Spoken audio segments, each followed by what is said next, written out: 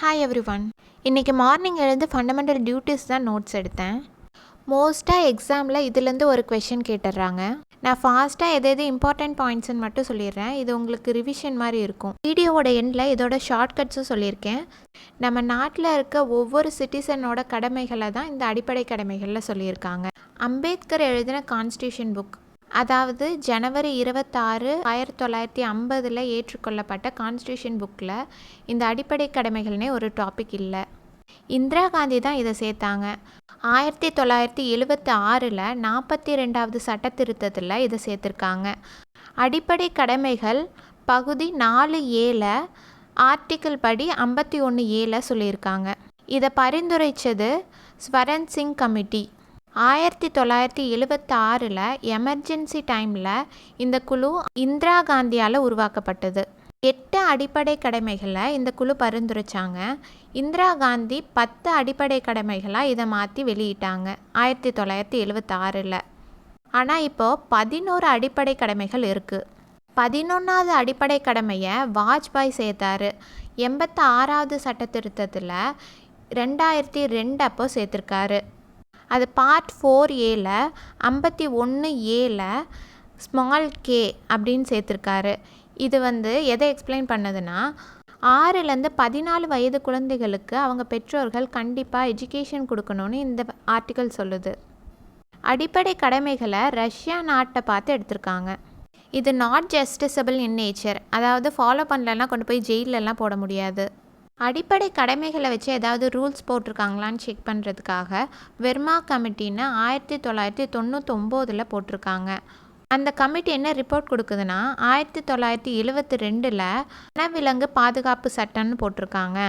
1980 காடுகள் பாதுகாப்பு சட்டம்னு போட்டிருக்காங்க. இதெல்லாம் அடிப்படை கடமைகளுக்கு கீழே தான் அடங்கும் அப்படின்னு ரிப்போர்ட் கொடுக்குறாங்க.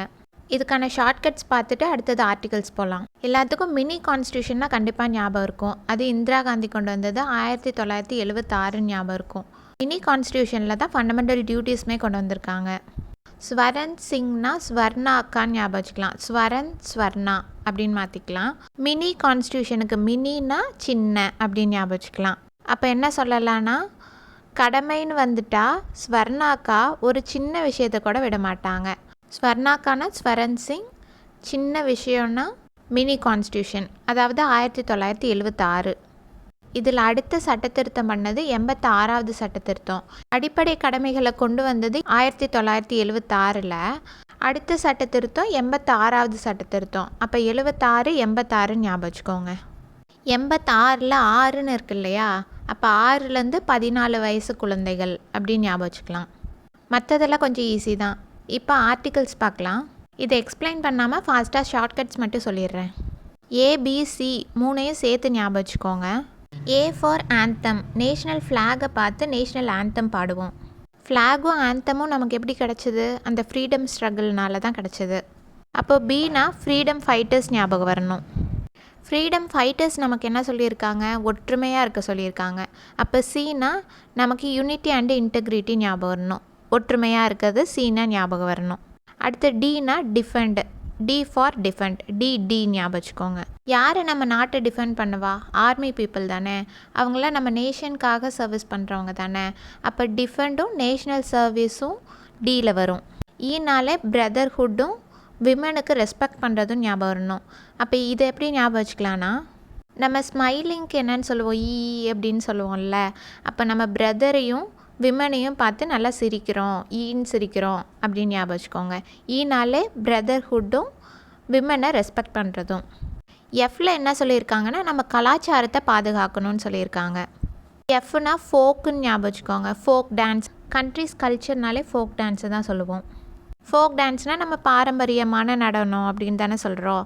அப்போ பாரம்பரியமான நடனம்னா நம்ம கலாச்சாரத்தில் வந்துடும். அதை அப்படியே ஞாபகம் வச்சுக்கோங்க. ஈல நம்ம சுற்றுச்சூழலை பாதுகாக்கணும். காடுகள், ஆறுகள், ஏரிகள் இதெல்லாம் பாதுகாக்கணும்னு சொல்லியிருக்காங்க. ஜீனா கார்டன்னு ஞாபகம் வச்சுக்கோங்க. ஒரு பெரிய கார்டன் தான் ஃபாரஸ்ட்டாகவே இருக்குது.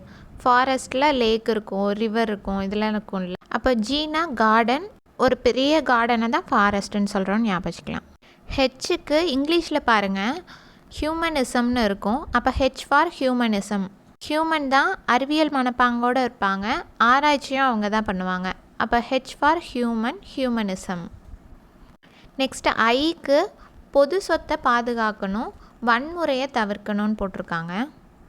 ஐனா ஐ இது என்னோடது அப்படின்னு சொல்லுவோம்ல, அதே மாதிரி பொது சொத்தை பார்த்து இது ஐ இது என்னோடது அப்படின்னு நாம் சொன்னோன்னா பெரிய வன்முறையாக போயிடும். அதனால் பொது சொத்தை பார்த்து இது என்னோடது அப்படின்னு நம்ம சொல்லக்கூடாது. அதனால் வன்முறையை தடுத்துடலாம். ஜேல என்ன சொல்லியிருக்காங்கன்னா, தனிப்பட்ட மற்றும் கூட்டு கிரியைகளில் சிறப்பை நோக்கி முயற்சி செய்து நாடு உயர்ந்த நிலையை அடைய வழிவகுக்க வேண்டும் அப்படின்னு சொல்லியிருக்காங்க. ஜேனா ஜெயிக்கிறதுன்னு வச்சுக்கலாம். நம்ம நல்லா எல்லாத்துலேயும் ஜெயிச்சிட்டோன்னா நாடு பெரிய நிலையில் அடைஞ்சிரும்ல, உயர்ந்த நிலையை அடைஞ்சிரும் இப்படின்னு ஞாபகம் வச்சுக்கோங்க. கே ஈஸி தான். லாஸ்ட்டாக வாஜ்பாய் சேர்த்துருப்பார். 86வது சட்ட திருத்தம் 2002 சேர்த்துருப்பார். 86ல் 6னா 6 முதல் 16 வயது குழந்தைகள் அப்படின்னு ஞாபகம் வச்சுக்கலாம். அது ஈஸி தான். A for anthem. நேஷ்னல் ஃப்ளாகை பார்த்து நேஷ்னல் ஆந்தம் பாடுவோம். நேஷ்னல் ஃப்ளாக் யாருனால வந்துச்சு? ஃப்ரீடம் ஃபைட்டர்ஸ்னால வந்துச்சு. அப்போ அதுதான் பி. ஃப்ரீடம் ஃபைட்டர்ஸ் யூனிட்டியாக இருக்க சொல்லியிருக்காங்க. அப்போ அது சி. D for defend. ஈன்னு பிரதரையும் உமனையும் பார்த்து சிரிக்கிறோம், அதுதான் இ. எஃப்னா ஃபோக் டான்ஸு, கண்ட்ரிஸ் கல்ச்சர்னாலே ஃபோக் டான்ஸு தான் சொல்லுவோம். G for garden. ஒரு பெரிய கார்டன் தான் ஃபாரஸ்ட்டு. ஃபாரஸ்ட்டில் வைல்டு அனிமல், லேக்கு, ரிவரு எல்லாம் இருக்கும்.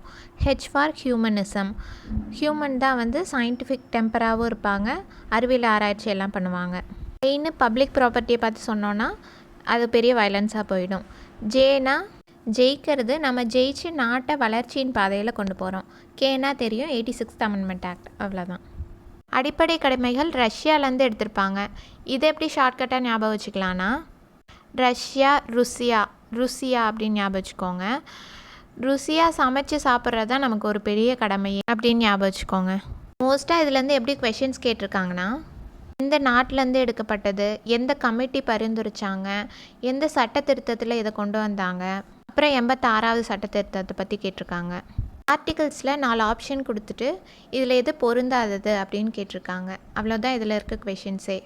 ஃபண்டமெண்டல் டியூட்டிஸோட ப்ரீவியஸ் இயர் கொஷின்ஸை ஒரு தனி வீடியோவாக போடுறேன், அதையும் பாருங்கள். இதே மாதிரி இன்னொரு ரிவிஷனில் பார்க்கலாம். See you on the next video. Bye.